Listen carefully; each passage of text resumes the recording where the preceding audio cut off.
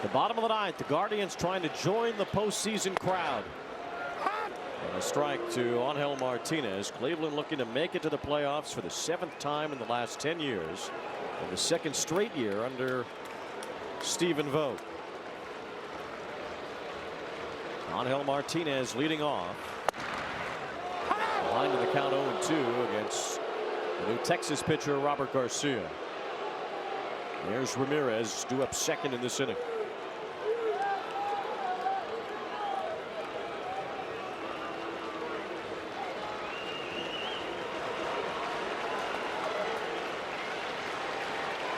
The postseason atmosphere has already arrived here in Cleveland. Now the Guardians just trying to punch their ticket. Yeah, they would prefer to not go to extra innings. Of course, extra innings, man on second, nobody out. The visitors have really had an extended advantage in extra innings, getting the chance to score first, putting the pressure on the home team. The games don't last as long once they get to extra innings. There's a ground ball. It is grabbed by Josh Young.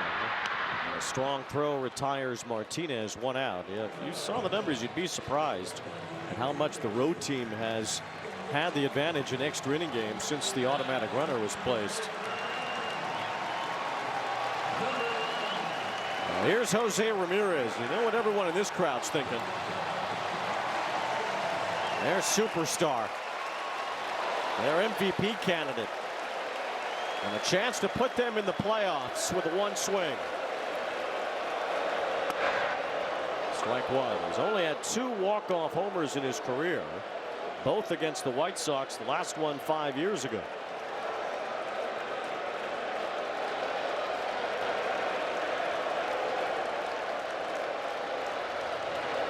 And a big cut, 0-2. The Tigers are relieved they're in the playoffs, but they're also watching this game wondering what position in the playoffs they will be. Ball 1 to Ramirez. Even if the Guardians lose this game, they could still win the division tomorrow with a victory and a Tigers loss. If Detroit did clinch a postseason spot today, Cleveland can do the same. The division will have to wait for game 162 tomorrow. 1-2. Foul.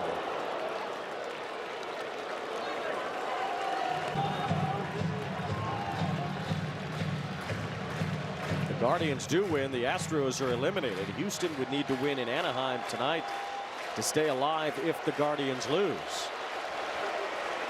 So much has come down to this final weekend of the year. A great thing for the sport. It's ball 2 to Ramirez. I'll tell you what, between Garcia and Cade Smith, there's not a hanger big enough to hang up their jerseys. They got some big old shoulders and really good stuff. Well, it's certainly been a well-pitched game and a low-scoring game, as you'd expect for these two teams. Ball no. Ramirez held up. It's a full count.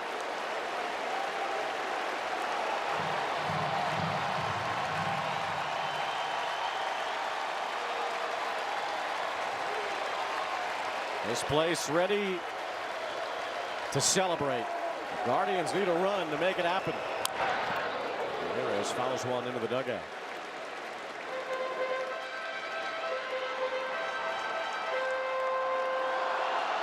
Garcia has allowed 8 home runs this year.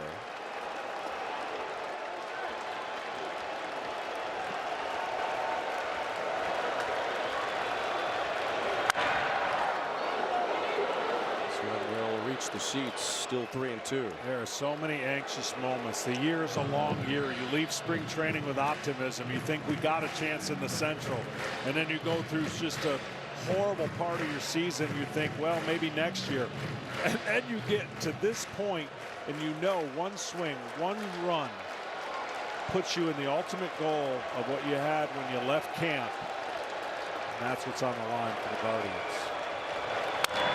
Ramirez stays alive, fouling off a tough fastball. He singled and scored earlier in the game. He came home on a home run by Jonathan Rodriguez, who's on deck. Guardians have 7 walk-off wins this year, and 8th would put them in the postseason. 10th pitch of the at-bat, and it's a roller foul.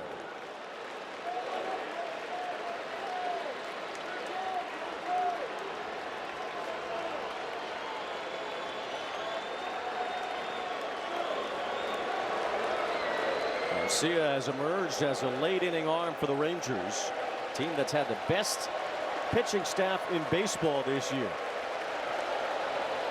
And here's Cleveland's best at the plate. It's 3-2. And it's a fly ball on the infield.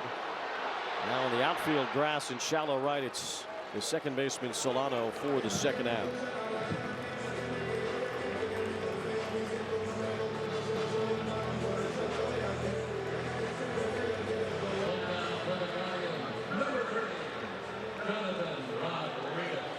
Well, the lefty on the mound for Texas tonight, Stephen Vogt, decided to give a guy who's had plenty of minor league accomplishments an opportunity to back cleanup tonight, despite not much success so far at the big league level. And Jonathan Rodriguez has responded, driving in the only 2 runs tonight for the Guardians with this swing in the first inning. Yeah, this swing in the first inning is the reason why there's a meeting on the mound, letting him know where he's hit these pitches and where not to throw it. Knowing that he's going up there to swing at the very first pitch, you would think, being ultra aggressive with 2 outs. That's why the meeting on the mound to try to execute a plan here on the very first pitch. Certainly can't sleep on the power of Rodriguez. Even though he now only has 2 major league homers, he's hit a bunch in his pro career, over 100 in the minor leagues. All 1.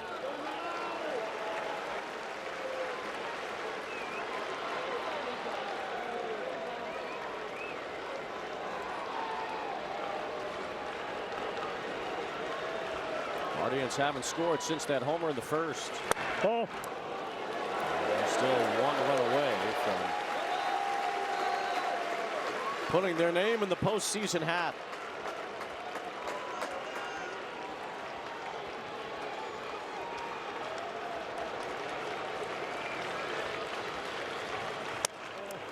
Ball 3.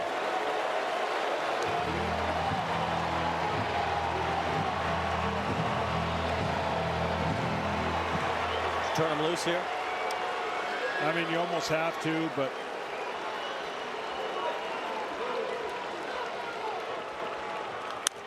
he was turned loose and he fouled it off. the problem with this style of hitting now, when you get aggressive after a 3-1 pitch, you don't put 3-0 pitch, you put in play, you're more apt to swing at a ball here 3-1 than if you track another pitch and then get ready for a 3-1 pitch. Being not a veteran hitter, that's the risk you just rev up the swing machine here. 3-1. Ball 4. And he takes ball 4 just below the zone. Well, that's a great job of taking after wanting to be and doing something special.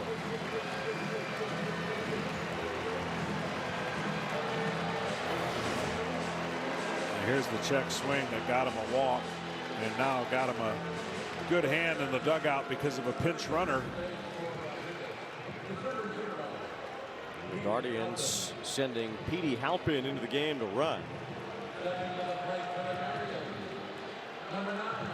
Halpin had 15 stolen bases in the minor leagues this year. Made his major league debut just a week ago.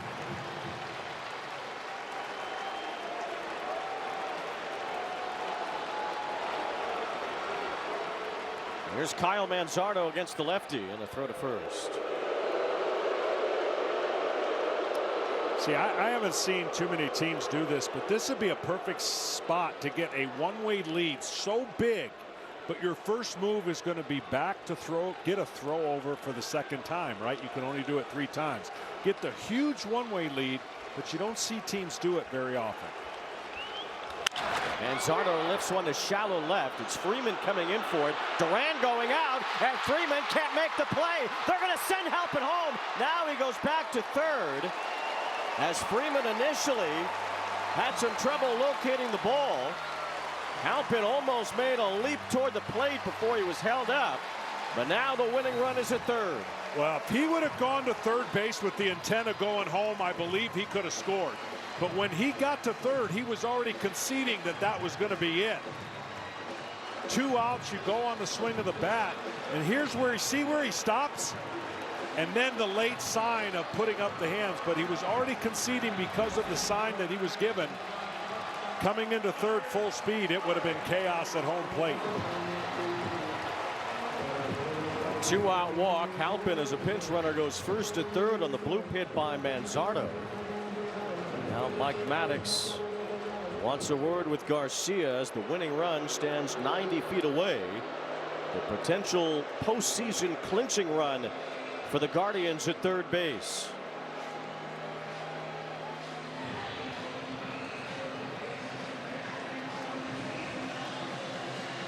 Garcia has only had 1 wild pitch all year.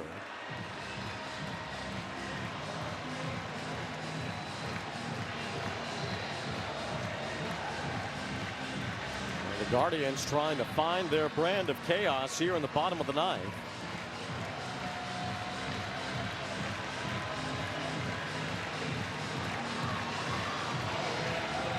They're going to give him second base or first base.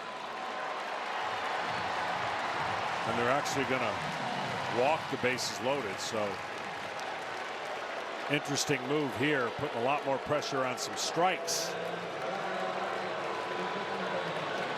It does do that. It also gives Texas a lefty-lefty advantage against Kafis. As the rookie first baseman came on as a pinch hitter earlier. And they'll have a chance to be one of the many heroes for the Guardians in September of 2025. Strike one to Kafis. Just 4 for 21 so far in his major league career against a left-handed pitcher. He's facing a nasty one right now.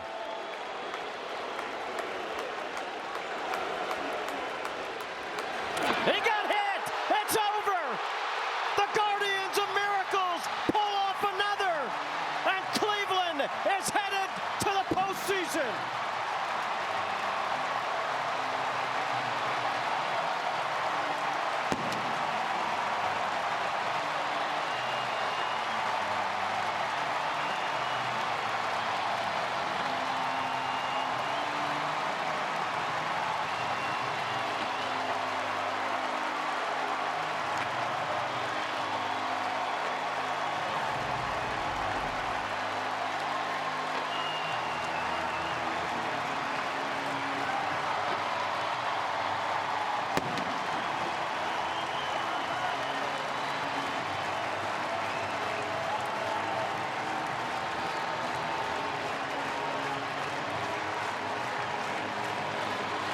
The first batter that Robert Garcia has hit in his major league career is the walk-off to send the Guardians to a miraculous postseason run, winning 18 of their last 22. What a scene in Cleveland. They did it. I just can't believe that a hit batsman with 2 outs, nobody on, would end up coming into play to give them their postseason berth. Wow. Just pure guards ball. They still have a chance to win the division tomorrow. Erasing a 15.5 game deficit would be the all-time largest comeback to win the league or division in baseball history. Whether they finish that off or not, they have done the miracle work, and they are back in October. Remarkable.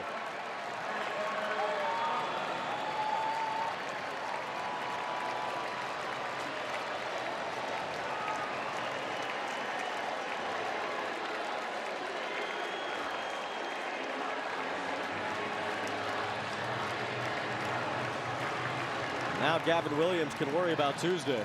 Yeah, it's amazing. For a team that doesn't get a lot of hits, getting hit is what did it.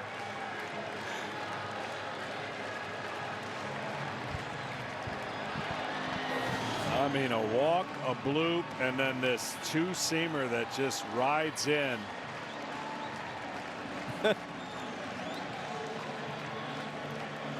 The natural reactions to get out of the way, but I bet you he's glad he didn't.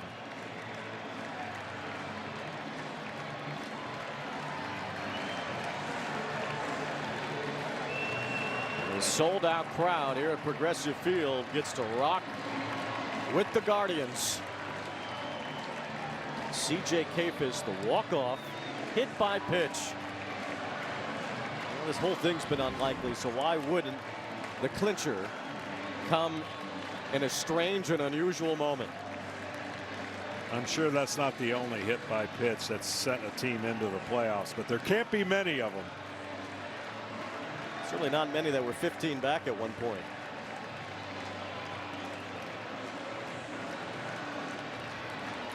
To think two teams from the Central are actually in the playoffs, that was an unthinkable 3 weeks ago. A lot of things had to happen. In the West, teams had to go the wrong way. Houston went the wrong way. Texas went the wrong way. And in the Central, you had to get one team super hot. And that Guardians team is that team. And the Astros are eliminated with this Cleveland win. So the American League, 6 teams are in. And the seeding still has to be decided. Only one seed is set right now. Seattle is the number 2 seed. Look at how it went down. July 9th, 15.5 back. September 4th, 11 games out. And then it started to get dicey with those head-to-head matchups. And now they're tied. Cleveland has the tiebreaker. They could win the division tomorrow, but tonight they celebrate a postseason setting. And Ken Rosenthal down on the field. Wayne, we're here with 2 of the Guardians' mainstays, Jose Ramirez and Steven Kwan. Jose, you guys were so far back. How did this happen? We never quit. That's how the team we play. When did you start believing that this was possible, a postseason? I say we never quit. That's how the team we play. Congratulations. So, like two weeks ago, we had a lot of chance to go to the playoff. Congratulations, man. Thank you, Jose. Thank you. Steven, hit by pitch to go to the postseason. Could it have ended any other way? I mean, that's how we drew it up. That's actually funny. Slate Ciccone was saying hit by pitch coming right here. I mean, I don't know if he was just talking or he felt something, but I mean, that might be the epitome of guard ball right there. That's how you do it. You guys had so much to overcome this season. What made you believe this was possible? Just trusting each other. I mean, I think it'd been really easy to pull shoot and think about the offseason, but you got Jose Ramirez right there. He plays hard every single day. He runs hard 90s. He does his defense. He does everything like you're supposed to. And when you got a guy like that at the top, we all have to follow suit. Now, you can still win the division tomorrow.